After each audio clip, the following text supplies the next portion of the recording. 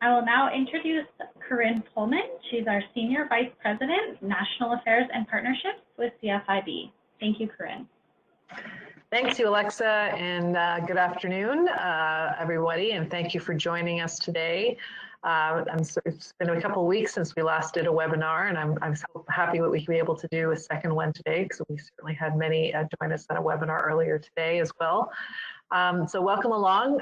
Today, it's not Laura Jones who normally starts these webinars. Laura is on a well-deserved vacation.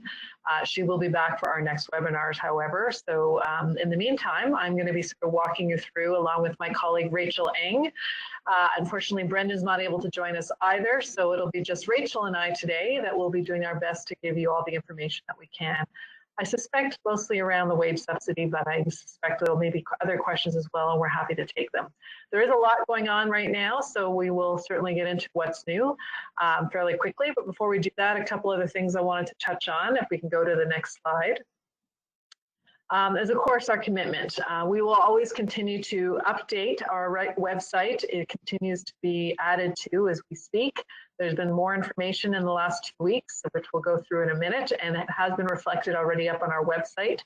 We will answer as many questions as we can here today, and we obviously use your comments and questions to continuously update our FAQs and in our advocacy work. I can't underscore how important it is for advocacy work to get your questions and your feedback on how things are going, because that's how we get change on these particular programs.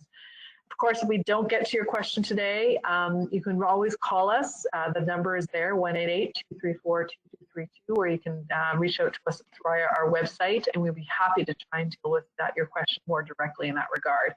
I did want to mention quickly that there is another webinar tomorrow, and actually is with CRA. That's going to be at 1 p.m. tomorrow. Unfortunately, I think it's already oversubscribed. However, we did want to mention that CRA will be joining us to take some questions on the new Canada Emergency Wage Subsidy changes that have taken place. Moving to the next slide. I wanted to channel Laura Jones again a little bit in terms of the quotes that she always likes to provide at the beginning of these webinars, share some of my own thoughts on this front. They're always inspirational in some form or another, and hopefully helpful in a little way. First, of course, is a quote from Winston Churchill, who is one of the, I think, more prolific people we've been able to quote. "Success is not final, failure is not fatal, it is the courage to continue that counts." And I think that's an important one for us all to remember as we continue to deal with the challenges ahead of us in this emergency pandemic period. Of course, things may be looking better for some, but it's still very challenging for many. Second quote is one that I actually personally really like. It's one I think we've used before, but I think it just paints such a lovely picture that it always makes me smile. "Life isn't about waiting for the storms to pass. It's about learning how to dance in the rain." And I think it's a good reminder of trying to make the best of the moments that we face. And finally, we have a quote, another one about courage. And courage doesn't always roar. Sometimes courage is the quiet voice at the end of the day saying, "I will try again tomorrow." And so the idea of we just continue on and make sure that we continue to try to move forward and make the best of the situation we find ourselves in. And of course, we're here to help you and listen to you in doing so. Moving on to the next slide. Some of the key topics we're covering today, of course, is what's new. There's quite a few announcements over the course of the last couple of weeks we want to catch you up on. And then if we want to, of course, come back to the wage subsidy and Seba. These are the two programs we've been getting a lot of questions on from members. So we're going to share with you, or Rachel is actually going to share with you some of the more common questions we're getting from our members through our helplines. And then, of course, we will spend quite a bit of time on your questions. And so we'll get to that as well. Before we move on, though, just another quick reminder of how important it is to keep a business log or a journal. We reiterate this every week, but the importance of it cannot be overstated. Having a journal that has all that key information that may be useful when this is all over, such as the business decisions you made, what bills you paid or deferred, key conversations that you've had. When it comes to the emergency wage subsidy, if you're applying for that, the calculations you did, how you got them, why you made the decisions that you did, these are all important pieces that will actually help you in the future to help you remind you of how you got to where you were, but also should you find yourself getting questions from CRA, for example, you'll have all that written down, and it's an important thing to keep on the side. On to the next slide. Just a quick snapshot on some of the findings we had in our most recent survey. So the survey is from last week, I believe, and we've been sharing with you. This is the one that we do on the COVID to track how businesses are doing. As of today, is your business still open? 63% are now fully open across Canada. 34% are partially open, and only about 2% are still fully closed. However, that does really vary a little bit by region, but much more by sector. So as you can see on this slide, agriculture, construction are the ones that are mostly open, but hospitality and arts, recreation, information, less than half are still fully open. So there's still lots of challenges for a number of businesses out there. And that's why we're going to continue to do what we can to push governments to make changes and amendments to programs that exist and improve programs that are still needed by many small businesses that are out there today. Moving to the next slide, we're going to jump into what's new. So in the last couple of weeks, as you know, the new version of the emergency wage subsidy was announced back at the end of July. And it's going to be applied to period 5, and we're going to walk through a little bit again what it is and what the changes are. Applications, though, for the new period 5, so that's for the July period, where you can use the new calculations, is going to be available next Monday. So about 4 days from now, you'll be able to apply for the period 5 wage subsidy. The new calculator is already available, though. They did launch that a couple days ago, and you can see it there. There's a link to the website. It's an online calculator now. It's not, you can still use the spreadsheet, but we've already heard some people who've had a couple of issues with the spreadsheet. However, the online calculator seems to be working. We've been trying to help CRA in making sure that it's a little simpler to use, and hopefully it's something that will work well. But you can go on now and try to sort of take a look at how it will work for your business before the applications open on Monday. Secondly, the Canada Emergency Commercial Rent Assistance Program, or Secra, was extended as well to the end of August. However, there were made no changes to the program. It's still the exact same program. You still have to, the landlord has to apply for it, and they still have to, the tenant still has to have at least a 70% drop in revenue in order for the landlord to access it. So that's disappointing. It's good news that they extended it, but it's disappointing that it hasn't had any changes made to it, because for many, it's not really enough. It's not working for them. Many landlords have made the decisions not to apply. Again, purely voluntary, it's their choice. Many of them also have bills to pay, so it's purely understandable. So we believe that the program itself needs to change in order so that we can get some of that money into the hands of the tenants who really need it. However, for those that can use it, you do have, because of the extension to the end of July, the end of August, if you're a new applicant to the program as a landlord, you have until August 31st to apply for the program. And those who've already applied for the program but want to take advantage of the July and August extension, they actually have until September 14th to apply. So if a new applicant wants to get in, though, they only have a couple weeks left to do so. So I would encourage any tenant who is interested to speak to their landlord still, or any landlord that's still looking to get involved and help other tenants to do so in the next couple weeks.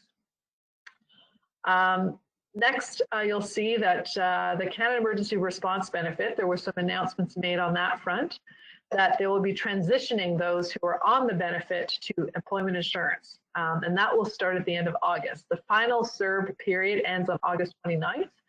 So anybody who's eligible for EI, it'll be a smooth transition over to the EI system. However, there are many people who are on the CERB who are not eligible for EI. Self-employed is one big category of those folks. The government has said that they will create a parallel benefit for those that are not eligible for EI. Again, there's no details on this yet. It's no details of how it's going to work, if it's going to be a temporary measure, how it's going to, so we have nothing on that front. So hopefully we'll get more information and be sharing it with you shortly. They have moved forward, though, in making changes to the EI system to reflect some of the transition that's going to happen. For example, they have set what they call a minimum unemployment rate of 13.1% for all regions. the way the EI system works is that the access to the EI system is based on the region in which you live and the unemployment rate of that region. So right now, every region in Canada is going to be given at least a 13.1% unemployment rate, even if the rate is lower right now. If it's higher than that, then they get the higher rate. This means that ultimately at the end of the day, there's going to be fewer hours required anywhere in the country to access EI. You're only going to need 420 hours worked in the last 52 weeks in order to access the EI system. And their people are going to get more weeks right from the outset. So 26 weeks is the minimum that they can get if they are eligible for the EI system. So that is essentially what they're doing now. We're watching closely about what these changes actually mean in terms of cost of the EI system. Are these going to be hopeful? We're being told these are temporary measures during the COVID period. So there's lots of unanswered questions around how this transition is going to happen, what its implications are going to be, who's going to be able to access it, are they going to be costly to the EI system then, which will ultimately end up in premium rates. So these are all questions we still have. So we're still doing a lot of work on monitoring and providing feedback to government as it evolves. Finally, I wanted to mention the other new initiative that occurred in the last couple of weeks is the federal government has deferred federal corporate income tax payments until September 30th. It had been coming due September 1st, so they have pushed it back until the end of September now. And this deferral applies to balances and installments that were due between March 18th and September 30th, 2020. So you have to file and pay by September 30th, but what that means is there's no interest penalties applied if your installments were due in that period between March 18th and September 30th, as long as you pay them by, at this point, September 30th, 2020.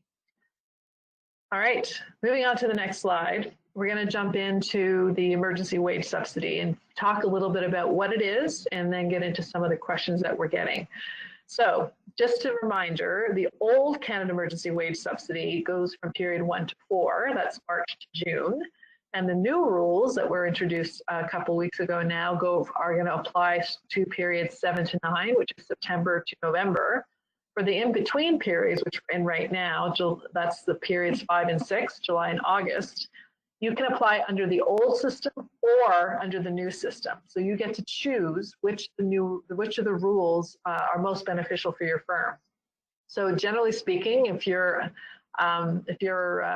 revenue reduction is greater than 70%, then you're probably better to use the new system because, as I'll talk about in a minute, you can actually get a higher amount of subsidy back.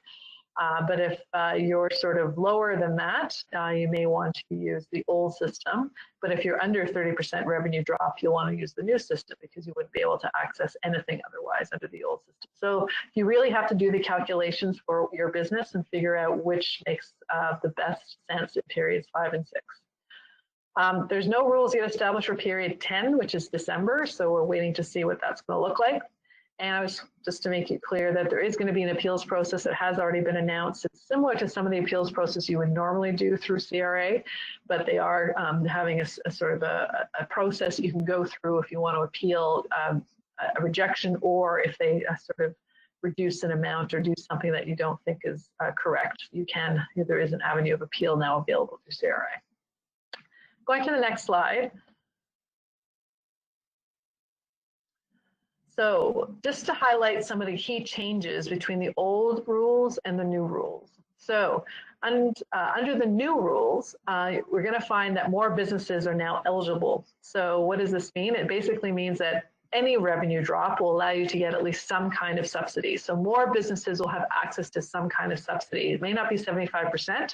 It may be quite a bit lower because it's going to be based on your revenue loss, but more businesses will get some kind of subsidy. They've also included a few types of businesses that were not excluded under the old rules. For example, the most relevant would be private schools. If a driving school, for example, or a flying school, those kinds of schools, which are generally privately owned, are now going to be eligible to access it. They weren't able to do it under the old rules. Secondly, hardest hit businesses will get a 25% top up. So in addition to this new sliding scale that's been introduced, which we'll talk about in a second, there's an opportunity for those businesses that have more than a 50% drop in revenue to get up to 25% more in a wage subsidy. So it's a top up on top of things. Now, it complicates things because it's a second level of calculations that you have to do. However, for those hardest hit businesses, it could mean as much as an 85% wage subsidy for the months of July and August. More employees, so the third point is that more employees are eligible. So under this periods 1 to 4, they had something called the 14-day rule, which meant that you weren't allowed to apply the subsidy to any employee until they had worked for you for at least 14 days. So you couldn't apply it for those 14 days, first 14 days that they were working for you. Or if they were absent for 14 days in a row, you couldn't use any of the salary prior to that 14-day absence. That rule has been eliminated as of period 5. So going forward from period 5, you don't have to worry about the 14-day rule anymore. Fourthly, you may be able to subsidize some of your own salary. So this is something that was very strict in the past. You could only base your salary on a baseline remuneration of 1 period. They now have offered a number of different periods that you can choose. It does vary from period to period. So there's a couple different periods you can choose for, say, period 1 and 2, and then there's 3 periods for period 3 and 4, and then 5 and on. There is again a different baseline remuneration period. As a result, this may allow you to subsidize more of your own salary than you may have been able to under the old system. You may be able to qualify for a bigger subsidy in 2 ways. So some of you may recall, there was something called the deeming rule under the old rules, which allowed you to take advantage. So if you qualified in 1 period, you were automatically able to then qualify for the immediately following period. So that continues for the periods 1 to 4. It's not exactly the same system under the new rules. However, what they're doing under the new rules is they sort of incorporated it into the calculation, and that when you're calculating your revenue drop, you can use the revenue drop numbers from the current month that you're in or the current period, or you can use it based on the previous period. So they are allowing you to use one of the 2 periods going forward. So it's either the previous month or the current month that you can then use for your revenue drop and calculating it. So that idea is continued into periods 5 to 9. They also introduced something called the safe harbor rule, which is what they're calling the period 5 and 6, where you get to choose between the old rules or the new rules, and which is the most beneficial to your business in order to take advantage of it. So that's what the safe harbor rule is about.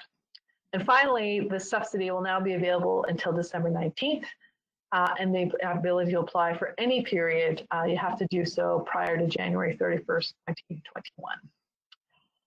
So moving on to the next slide, just a quick overview and snapshot of how this works. So the amount of the subsidy is going to be actually based in proportion with the size of your revenue loss. So for July and August, this means that employers with less than a 50% revenue reduction, because once you get over 50%, there's also a top up, but we'll talk about that in a bit. So with less than a 50% revenue reduction, you receive a subsidy that is 1.2 times the percentage of revenue reduction. So that means if you have a 20% drop in revenue in July, this means you'll get a 24% subsidy, because that's 1.2 times 20%. This subsidy rate will be reduced in September to 1 time, so that 20% revenue drops becomes a 20% subsidy, down to 0.8 times in October, so that 20% revenue drop becomes a 16% subsidy, and then in November it goes down to 0.4 times, which means that that 20% revenue drop becomes, I believe it's an 8% subsidy. Details for December, as we talked about, will come later. So that's what we call sort of the multiplier. So it takes whatever revenue drop you have, you multiply it by that amount, and that's the amount of subsidy you'll get for that particular period. As you can see, it sort of scales down as we get further into the year. Now, if you have more than a 50% revenue loss, then you have to do a 3-month rolling average. So you take the 3 previous months prior to the month, the period in question, and if that average averages out to more than 50% revenue loss over 3 months, you get this top up. Now that top up maxes out at an extra 25%, and that's when you get a revenue drop of 70% or more. So if you have a revenue drop of 70% or more in July or August, you will get an 85% wage subsidy. So that's essentially in a nutshell how it works. But obviously there's a lot more calculations to get to this point in time, but we wanted to give you a bit of an overview of what's involved in terms of the actual subsidy itself. I believe I'm going to be turning it over to Rachel. So Rachel will take you through some of the questions we've been getting from our members on this. Over to you, Rachel. Thanks, Corinne, and hi, everyone. Thanks for joining us. I get the pleasure of going through a lot more details that hopefully will help you out. So first things first, what should I prepare for my application for the wage subsidy? This is a pretty basic question, and it has not really changed from the first CEWS applications, but I thought it should be important for you to know before you actually go onto that calculator. So the first thing you should have on hand is made sure that you've set up your direct deposit with the CRA. This just ensures that you get your money faster, and especially because everybody's waiting till period 5 opens up on August 17th. You might as well get this done because sometimes it can take a week to do. The next thing is make sure you have your updated financial accounts for the last year and the current year. And this will really help you determine which revenue numbers are the best for you to optimize or maximize your wage subsidy. The next thing is make sure that you have updated gross payroll information for each of your eligible employees. We have here that you should have last year's payroll numbers and the current year's payroll numbers, and that's because you really want to find out what the COVID wage is, and you also want to find out what the pre-COVID period is wage is as well. So you can compare those two things, and again, get the most subsidy for you. Next, make sure that you have the amounts of EI and CPP that you're actually paying to the employees. As most of you will likely know, you can actually get a return back for those who are on paid leave. And then, just like the previous iteration, work sharing will deduce the amount of CEWS that you will receive.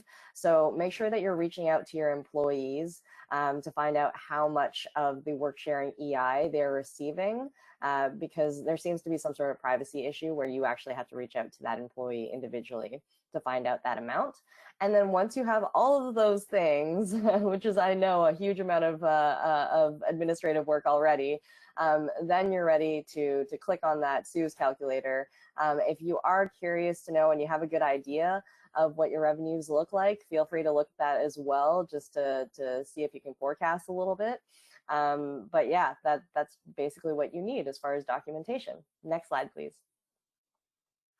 So one of the most common questions that I'm getting on my end at BR is, what are these program rule elections? What does 125.7 mean? 125.7 actually refers to the Income Tax Act, and I'm sure none of you really want to read that. So what we've done is we've gone through all of the elections and we've added the new ones based on the new rules, just so that you can better understand it. And we've tried to simplify it more for you. So the first two, and these are in the similar order to what you would find on the self-attestation form. So essentially, what are these elections? Well, these are kind of how you decide how your CEWS revenues are going to be calculated. And CRA basically wants to know, have you changed this from what you would normally submit to CRA on an annual basis? And so the different things that you could, the different options or elections that you could do are if you combine or separate your financial statements with other entities. That would be the first two elections. So you would likely have to check those off. The next one is the joint venture election. And essentially what that means is the entity a joint venture by two or more parties? And does it have its own revenues that are being used separately from those parties? So if that joint venture has applied for the CEWS on its own. The next one is the non-arm's length revenue. And so essentially what this means is the revenue received by the applicant, is it in majority, and CRA has said around 90% or more, from a non-arm's length source. And what non-arm's length source means is if it's from a family member or affiliated company that it mainly receives its revenues from. The next election, and I've added a new one in there because most businesses in the majority have to file their taxes using the accrual method. Farmers get to do cash, and other businesses as well. But for the CEWS, you can actually elect to switch that accounting method. And if you choose to do so, then you definitely want to elect the correct election here. So there are two different kinds of accounting methods that you can use. So there's the cash method, which records income as it's received and expenses as they are paid. And then there's the accrual method, which records income and expenses when they're billed. And then the next election is called the prior reference period election. And a lot of people aren't aware that this is something that they're actually using, but you definitely want to check this off if you're using the average of your January, February as a revenue comparison, or it can also be called the alternative approach as well, or the prior reference period. The next election is mainly for registered charities and or nonprofit organizations who decide to exclude their government funding. And then the one following that is another new one, which will hopefully help a lot of non-arm's length members or employees. And that's essentially the fact that in the new rules, there are new added baseline remuneration periods. So we've added the different periods that are included, and you will be able to use those in the new rules. The last election is probably the most tricky election, and if this is you, I do recommend that you speak to an accountant.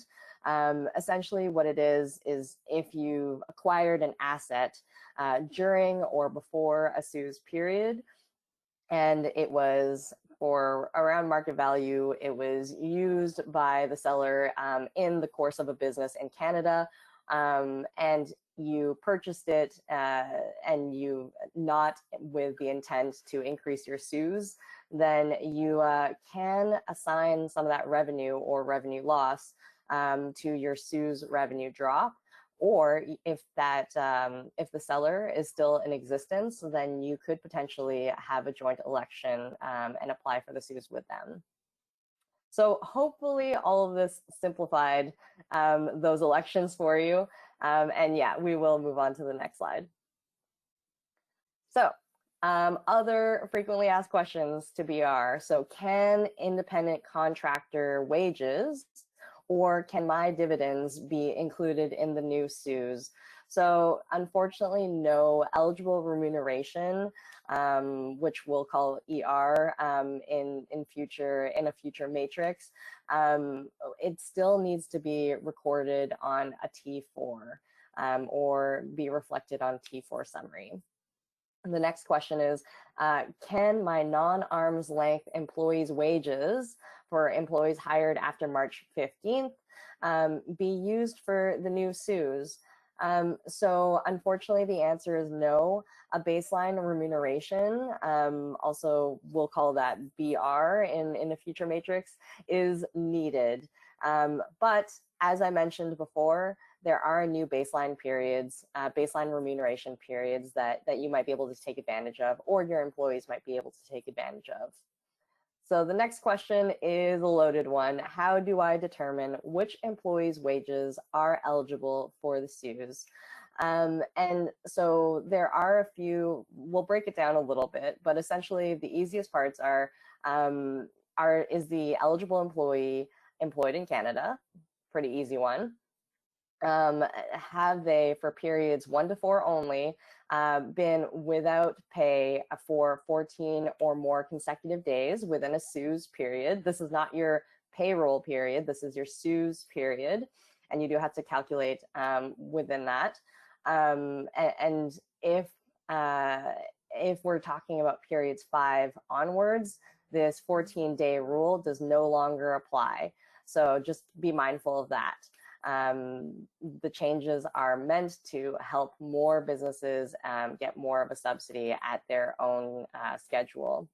And so once you've figured out those things, then you'll need to figure out if your employee is at arm's length or if they're non-arm's length. So arm's length is a third party generally, and non-arm's length is kind of like family members or the owners. And then the second thing is if they are on a paid leave of absence or not. And then once you've figured those things out, we're going to skip over to the matrix that I was referring to on this page, which looks a little bit confusing. I totally get it. We also have it in the handouts below or on the side there. And so once you figure this out, and I'll just go through an example with you, you can kind of use this matrix. So we'll say for a non-arm's length employee whose family, who is not on leave. So we'll go up there, yep. And then we'll go to the right. So you can see here that for periods 1 to 4, it's 75% of their baseline remuneration, but no more than the eligible remuneration up to that maximum of $847 per week. When you move to the safe harbor section of that, then you can kind of see that things are changing a little bit. You kind of have the option to go with the old rules or the new rules, depending on your revenue drop. And what I like to, kind of touching on what Corinne mentioned, I like to make sure that, well, I like to encourage people to get the most subsidy that they can get as possible. So if you calculate using the old rules and you have a revenue reduction of that is greater or equal to 30%, and then you calculate the new rules, I know it's a lot of calculations, but you find out that your new CEWS percentage, which equals to a base percentage plus a top-up percentage, is less or equal to the 75%, then you're better off going into the old CEWS calculation just because it's more simple. And then if you're not part of that group, then you're better off going into the new CEWS calculations because they're likely going to bring you a bigger wage subsidy. And then, so if you continue to go in that last column, you can kind of see that for a non-arm's length employee not on leave for periods 7 to 10, it will depend on if they have a baseline remuneration greater than 0 or less than 0 if they qualify for the wage subsidy. So hopefully this helped with how to use this matrix. And yeah, let us know how you feel about it if it doesn't work out for sure. And we'll move on to the next slide.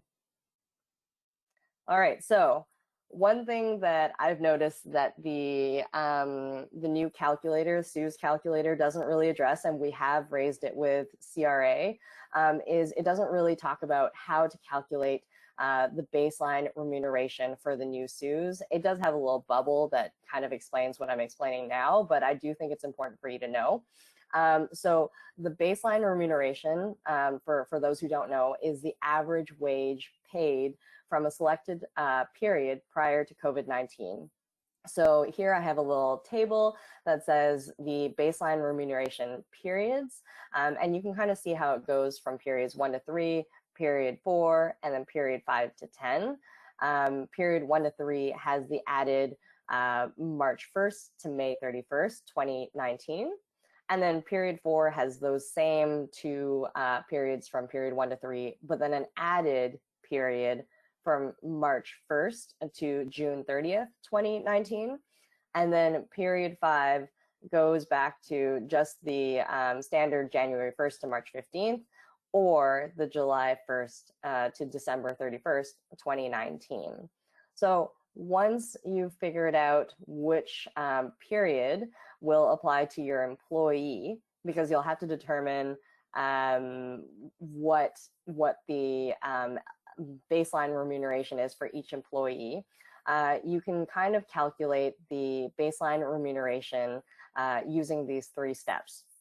So total all the wages paid to the employee during the selected baseline remuneration period, and then divide the total pay by the number of days in the selected baseline period. Subtract any period of 7 or more consecutive days the employee was not paid. And this is mainly to adjust for the employees who went on vacation or just were not paid during that time. And then multiply all that by 7 to get the average weekly baseline remuneration. So the reasons why we have those steps is to make sure that your business or the baseline remuneration reflects the amount of days that the employee was working, and really that everything, that you get the most subsidy as possible. Next slide, please. All right, more questions on the CEWS. We have been getting a lot of them, but can I change between accounting methods? And I've seen this one in the questions already. So essentially, you can choose to change your accounting method, but you have to stay consistent between all periods. So period 1 to 10, you should be consistent. You can go back retroactively and change right now if you want to switch it up, but you do have to stay consistent between 1 to 10. Next is, can I change my approach when calculating my revenue drop?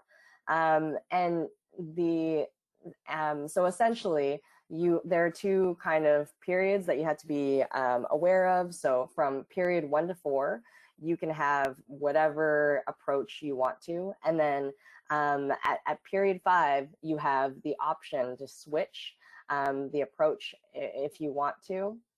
But then you have to stay consistent from period 5 to 10. And when I talk about approaches, what I'm referring to is the general approach versus the alternative approach. And like I mentioned before, the alternative approach is the average revenue in January and February, or also known as the prior referencing period. Yeah, so hopefully that's helpful.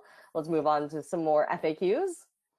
And these ones are on the Seba. So still quite problematic is what I'm hearing on the lines. So how do I apply to the Seba non-deferrable expense stream? So this is the new version of the Seba, as most of you already know. So there are 2 parts to it. And the Government of Canada likes to call them step 1 and step 2. So step 1 is you do have to apply through your financial institution, so your bank or your credit union. And then part 2 of that is make sure that you get ready all of your receipts, invoices, agreements together in some sort of uploadable format, which is actually provided on the Seba website as to what you should use. There are some, I've been hearing that there's a lot of technical difficulties on that front. And so feel free to shoot us an email at Seba@CFIB.ca if you're having issues on that. So once you have all those receipts, invoices, and agreements that were from previous to March 1st for expenses in 2020, then you can do step 2, which is apply for the non-deferrable stream through the Government of Canada website. I often laugh when I hear the Government of Canada because it's really not clear. Just be aware that this is actually EDC, and not the CRA. A lot of financial institutions have been recommending that businesses call CRA when it has nothing to do with CRA.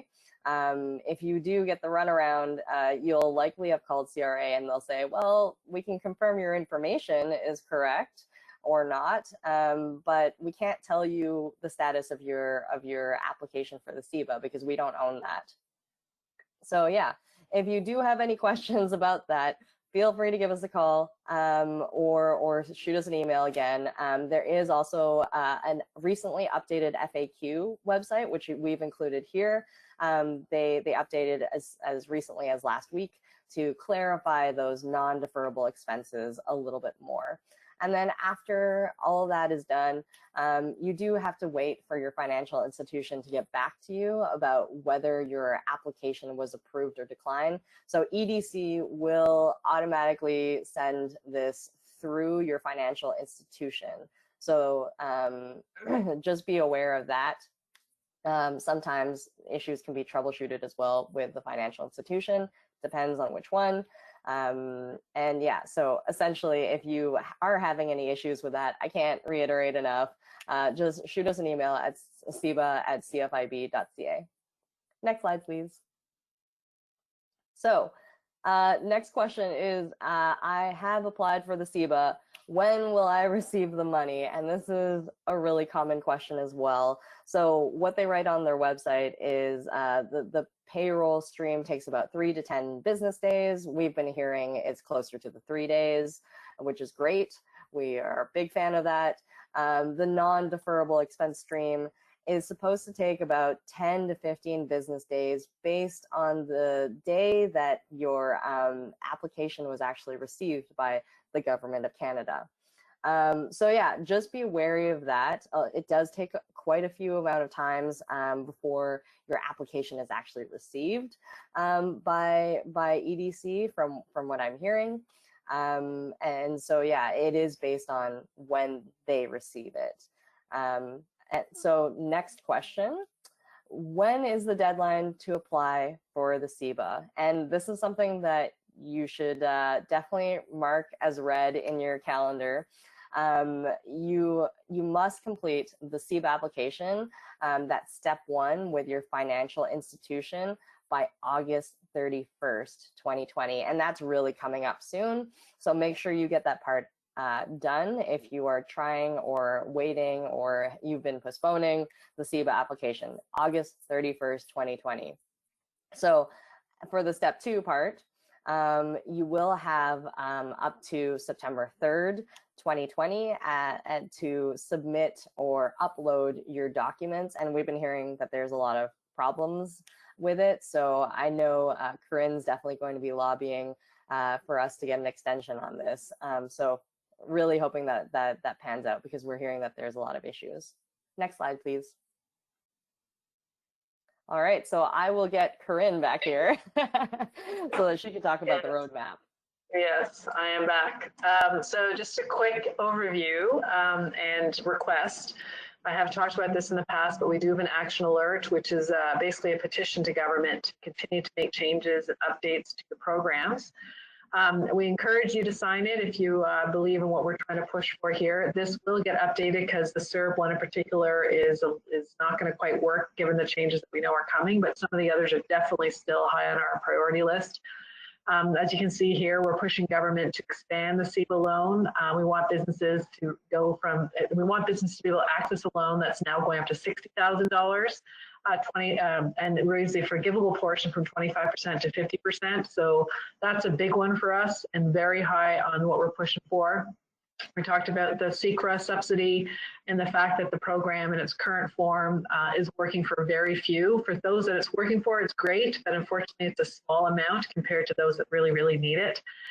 So we want to get rent support directly to the tenants in some form. We think that's the best way to go. Plus, we believe that the requirement for 70% revenue drop to even access the program is way too high. For a lot of businesses, 70% is much higher. Like even at 30 or 40%, you're in pretty dire straits. So we believe that needs to come down as well in order to access those funds that should be going directly to the tenant themselves. The CERB piece is the one that we're going to probably have to flip, but as we've been hearing from many that there were some struggling to bring people back. There were people that were choosing to stay on CERB rather than returning to work. So we wanted to make sure there were changes. Moving to the EI system may help because in order to access EI, you can't really refuse work. You're supposed to take a job when one's offered back to you. So we'll see if that sort of fixes some of the issues, but we'll be sort of looking and watching closely at the changes that are coming, as I mentioned, and making some changes to that. And finally, on the wage subsidy itself, well, we've had a bunch of new changes come in. We already see a few things we'd like to see tweak. For example, it's not simple. It's a fairly complicated process. And so we want to see that simplified a bit more. And we welcome your feedback on how that could work. We also believe that the dividends piece of this is still not part of it. As Rachel talked about, if you pay yourself in dividends, you're not eligible for the wage subsidy. And this is a missing piece of this, we believe. And we'd like at least some of the dividends that business owners pay to themselves in a small business environment included as part of the wage subsidy. So if any of these resonate with you, we're going to have a more updated version up on our website soon. Please go to our website and sign the petition, and we hopefully will, the more feedback we get, the more power we have and clout we have in terms of getting government to make changes. So thank you in advance if you're able to do so. All right, so moving to the next slide, just a reminder of the resources we have available to you. Our helpline, of course, Rachel's just one of many others who are on the phone waiting to answer any questions or listen to your concerns. But also our website, of course, we do weekly email updates, these webinars, we do surveys, and of course we're pretty active on social media and try to get information out that way. So continue to use those resources. But now we're going to move to questions, and so we're going to spend some time on questions and jump right into them. So I want to bring Rachel back up and maybe start talking a little bit about some of the questions that I think she has and I have, that I might jump right in and start, if that's okay, Rachel, with some of the questions I now I'm struggling to find here as I go through. So let me see here.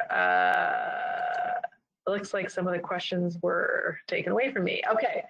Do you want to go ahead then if you have some in front of you, Rachel? Some of my questions were also taken away from me, oddly enough. Oh, okay. But yeah, I do have a question here from Terry. How do we report semi-monthly wages? And this has been a really popular question, Terry. The CEWS FAQ does speak to that. It is a lot of information to go through. You will have to adjust your periods, so you will have to do the manual calculation so that they fit into these CEWS periods, unfortunately. Yeah, right. So that's my first question. Yeah, do you have one? Rhonda's asking, she said she's already received the Seba. So wants to know about the non-deferrable expense stream, and do we need to apply for it?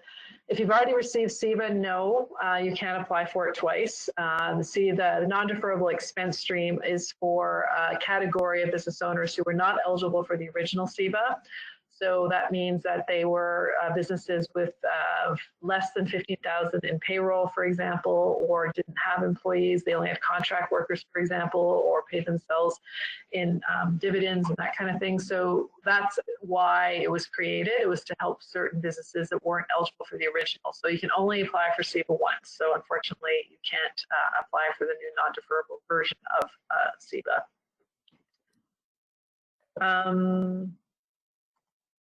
I have a question. Yeah. Do we need to use the CEWS for all our employees, or can we select which ones we can apply to it, or do we need to provide this to all employees equally? So thanks, Rhonda, for that question. Essentially, this wage subsidy goes to you as the business. So if you have eligible employees, it's up to you whether you want to include them or not. I definitely recommend that you should include as many as possible, because again, this money is going to you for having already paid these wages. Hopefully that answers your question, because I know some businesses are getting the wage subsidy so they can pass it on in the future as wages. But really, this money goes to your business so that you can do that. Yeah. And April is asking that she's received the interest-free banking loan, the $10,000, which does not have to be paid back, but is taxable, and wants to know if they need to claim this as the income in their income calculation. I believe that's in terms of the wage subsidy. So, Rachel, do you want to answer that one? Yeah, so ultimately you don't need to include it in your CEWS revenues. So not an issue on that front.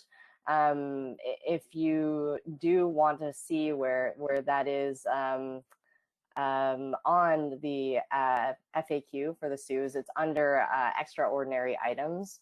But yeah, you don't need to include that because it's government monies that you've been given. Yeah.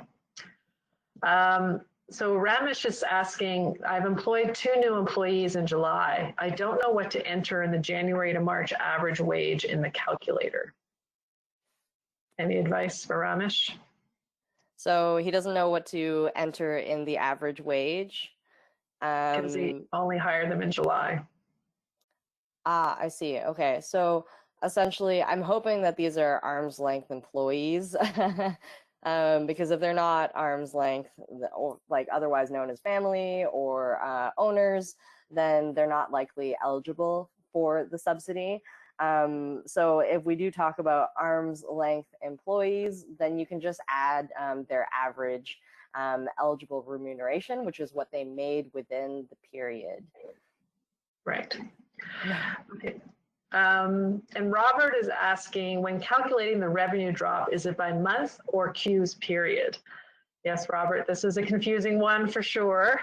When calculating the revenue drop, it's by month. So while the CEWS period is kind of a bit off month, the actual revenue drop is by month to month. So it's the 1st to the 30th or 31st in comparison to the same month in the previous year, though the CEWS period may be a little bit more off into a different 4-week cycle, but yes, you have to do month to month for the revenue drop. Yeah, that was a great question. Yeah. I have another one from John. He says, I don't recall specifying cash or accrual methods in the CEWS applications from periods 1 through 4. I did use the cash calculation, even though we file corporately by the accrual method. And you're completely right, John. Initially, this election was only for authorized representatives, like accountants, and just to keep them more liable. But it was found that accountants didn't really want to make the mistake either, and there were a lot of complaints about it. And so now CRA has moved these elections onto the MyBA account, so that now some business owners can see it directly. But obviously business owners don't really regularly read the Income Tax Act, so they don't really understand what those mean, which is why we went over it today.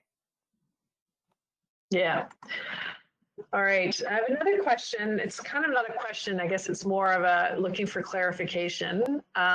B is asking, so non-arm's length employees that went off payroll can now be put back on and be eligible for the CEWS calculations, question mark? All right, so if they were employed prior to March 15th on a salary that maybe went off payroll in between are now being put back on, would they be eligible? So the question is, do they have a baseline remuneration period that they would fall between? So also known as a pre-COVID baseline average wage. If they did, then there's no problem here. If they're arm's length, then we're only talking about non-arm's length, right? I think so. Yeah, okay. It doesn't. Okay. Yeah, it says non-arm's length. That's right. Okay, so yeah, so as long as they have a baseline period that fits for them, they should be fine. And that's basically, from what I know, that's basically why these extra baseline remuneration periods were added. Okay. So Brett has a question around, we pay employees monthly, yet the first option for the baseline is to March 15th, but we do not pay until the end of March. So effectively there's only 2 months pay in the baseline unless I manually adjust the calculation. Does that make any sense to you, Rachel? Yeah, so I think one of the big things that we found out was baseline remuneration is paid in those baseline periods, whereas eligible remuneration is actually what is earned within those CEWS periods. So hopefully, I'm not sure, Brett, you'll have to clarify if any of the baseline remuneration periods that were newly announced apply to those employees or not. So the hope is yes. Okay. Okay. So Brian is asking, my business was eligible for the CEWS periods 1 to 4, but I am not eligible for period 5. Will I be eligible for period 6? So I think in order to answer that question, we need to know revenue drop numbers. Exactly. And there's also, yeah, I agree. So for period 5, if you had any type of revenue drop, Brian, you could get some subsidy. So even if it's less than the 30%, you would still get something. But if you're not, say you had 0 revenue drop in July, but you have some in August, then you can reapply for August. You don't have to have consistently applications every month. So. And I would just add that the CRA has actually been clear about not having like a floor other than 0%. So you could potentially have a 2% revenue drop. Obviously, you wouldn't be making a lot of subsidy off of that, but you could still get a small subsidy maybe. Yeah. Another question here from B about the ag stability. I don't know if you know much about this, Rachel. We'll see if we can try to answer. Basically, though, is the ag stability benefit income included in our income? I'm assuming it's going to be treated the same way as a CEWS subsidy or the 10,000, anything that comes from government. It's considered to be extraordinary income, and therefore it doesn't have to be included as part of your calculation. Are you validating your nodding your head that I'm correct? Yes, I would assume so as well. I'm happy to take that back and then see if we can find out a more precise written answer from CRA for her. Okay. Okay. Any questions on your end? Yes. So I see that on the spreadsheet, we are required to enter in the average biweekly pay for January. Oh, nope, that's not a full question. Sorry. I have more, so if you want me to go for it. Okay. So if I'm paying staff for some work, less than $1,000 per month, while they are on CERB, can I apply for the wage subsidy for what they earn at my business? So that's from Liz, and Liz, yes, you can. That's anything you pay. The CERB is a benefit to the employee. The wage subsidy is a benefit to the employer. Whatever you paid out as an employer, you can use as part of the wage subsidy. So you can certainly do that. And then Carrie is asking, if we increase the hourly wages for employees during the emergency as an incentive, is that okay? Sorry, Rachel. I didn't really hear the question. Okay. So Carrie's saying, if we increase the hourly wages for employees during the emergency as an incentive, is that okay? Right. Okay. So this one's a little bit tricky because we're getting into employment standards as well, and what the CRA might, how they might see the way that you're increasing that employee's wage. So if you're just saying that this is an increase for during COVID, is it across the board? Is it documented? It might be perceived by CRA that you're just trying to get more of a wage subsidy. So just be mindful of that and make sure that if you do something, it's consistent across the board and you have that documentation. We had a question similar to this on the previous webinar today, which asked like if you could just give a raise to your, exactly the same question, I guess. but not as like an incentive.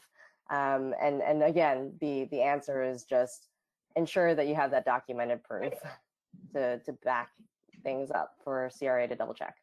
Yeah.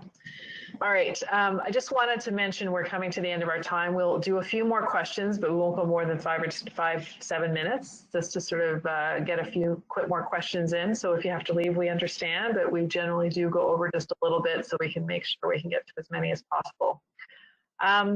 Amelia is saying that she had previously been told by a CRA representative that she could claim new hires under CEWS and with the calculator to put $0 for baseline remuneration. More specifically, this was for June 2020 for arm's length employees. This seems to have changed. Do I now have to go back and make these changes? She's already received the wage subsidy as well for that time period.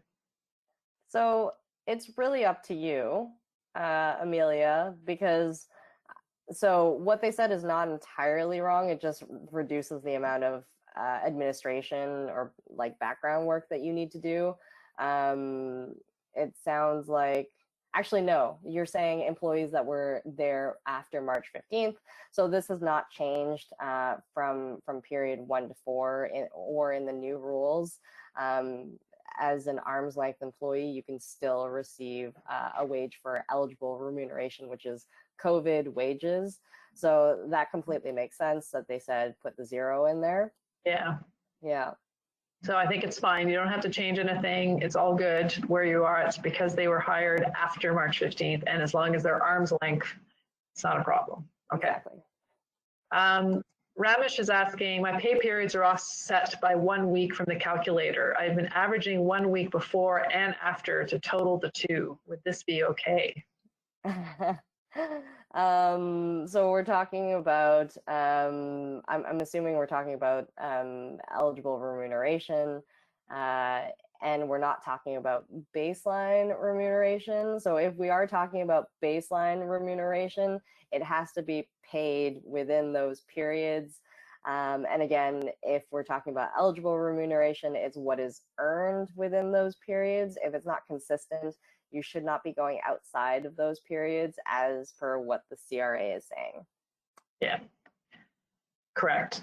Ross, I think, just needs some clarification. He said, I'm not sure if I understood the answer about the CEWS payments. I believe any amount received from the CEWS program is taxable income to the business. Yes, it is, Ross. Absolutely, it is taxable to the business. However, it does not have to be included as income when calculating a revenue drop for your business. That's what we're saying. So, but yes, it has to be included as taxable income to your business, but you don't have to include it in the calculation of the revenue drop for the business because it's seen as an extraordinary sort of expense or revenue to the business. So that's what we're talking about. I hope that clarifies things for you, Ross. I have a couple of good questions. Yeah, go for it. So one is, can I amend if I've applied for the new CEWS as of August 17th, can I apply retroactively for all the other periods? And the answer is yes. CRA has even said that there's no real maximum of amendments that you can do, but just be mindful that if you do a certain like unreasonable amount, they're likely to give you a call and say, what's going on here? How can we help? Yeah. Yeah, and then yeah, I think I answered both of those questions in one question. Okay, well, I have a couple more I want to sneak in here. Brent again is asking about the method for the baseline calculate. Is the method for the baseline calculator per employee, or do you have to use the same baseline method for the entire group of employees? We've had this question before, so I thought I'd throw it out. Yeah, it's a really good question. So far, we're still waiting on confirmation from CRA, but it does seem like if you go into the calculator, you do have to change that baseline remuneration number every single time for each employee. So it does seem that you would be able to change the baseline remuneration period. And I would definitely recommend that if you can do that, then you should, because you're likely to get a bigger wage subsidy. Yeah, yeah. I have another question here from, I believe it's Razi. I'm sorry if I pronounced that incorrectly. Can we include the payout of the accrued vacation pay in the wage subsidy eligible remuneration numbers? Yeah, so Something we just got clarification on, right, Rachel? yeah, so sorry, the payout of vacation pay. So yes, you can use vacation pay as an active employee. You cannot have your EI returns or CPP returns for an employee who is on vacation. Yeah. Yeah, and again, we're getting a few more questions still around the non-arm's length side of the equation. I have one here about if I have a non-arm's length employee that started working in June, are they now eligible for the CEWS? This is from Lyle. Unfortunately, they are not, right, Rachel? They have to have been working with you. Non-arm's length employees have to have been working with you prior to March 15th in order for you to be able to use them in the calculation for the wage subsidy. So if you only hired them in June, they will not be, you cannot include them. And then Brian was asking, are non-arm's length employees' wages eligible for the subsidy? And he's talking about owners, but they're only 10 to 50% each owners. So are they considered non-arm's length, I believe, and then if so, are they eligible? So this is when it starts to get really technical. So I probably need to take that one back just to make sure that I don't get it wrong. Okay, okay. Yeah. All right, I think we've covered most of them. There's still a few here, but I'm also conscious of the time and folks are dropping off. So just gonna make another quick peek here if there's any more. Oh, here's Cheryl is asking, if owners are paid by T4 income, do they still qualify under CEWS? Yes. Yes, good news for you, Cheryl. So I think we'll leave it there, just checking to see if any other quick ones. Do we add living out allowance and benefits in calculating the ER? Okay, so that's a fun one. Okay, all right. There's a lot of gray area when it comes to taxable benefits. If it's something that you can record, for example, gratuities I know was a big one. So for when we talk about tips or gratuities, if it's a recorded one, then you can include it in the wage subsidy. If it's just kind of under the counter in a jar, that doesn't really count because it can't be tracked by CRA. There are, for the taxable benefits that we're referring to right now, CRA is actually still trying to get more clarity on that to us. Yeah. Okay. Great. Well, I think we'll wrap it up there, Rachel. So we'll maybe go over to you for a few final words before we shut the. Yeah, sounds good. So just want to reiterate that you're not alone in any of this. You should really be trying to reach out if you have any needs for any help or clarification to our BR team or even your accountant or lawyer. Reach out to your family to make sure that you're keeping sane, right? And also, as a second thought, make sure you're being patient with yourself because these programs are not easy at all. So feel free to, it's totally okay to pace yourself. Just keep the important dates in mind. And when it comes to the CEWS calculator, definitely take advantage of it to see what you can benefit from. Another thing that I'm just going to kind of channel Laura on is make sure that you have a business journal to make sure that you're tracking everything. When it comes to the CEWS as well, there is that print option that you can use that summarizes your wage subsidy. If you don't have a printer, make sure that you save it as a PDF on your computer. That's totally an option. You don't need a computer. And yeah, the last thing is don't forget self-care. Take whatever time you need, go out, take a breath of fresh air, give yourself an hour off kind of thing. I know it's really stressful during these times, but yeah, other than that, stay safe and stay sane. Great, thanks, Rachel. And I'll just follow up on my colleague Rachel and certainly reiterate many of the same messages. It is a challenging time right now, and we are here to help and support as much as we can. I also want to emphasize how important your feedback and your questions are in helping to frame what we can go back to government to fix. So continue to provide that information and feedback. It's really important in our work, and hopefully it's going to be beneficial to some of you in the end as well, if we can get those changes in place.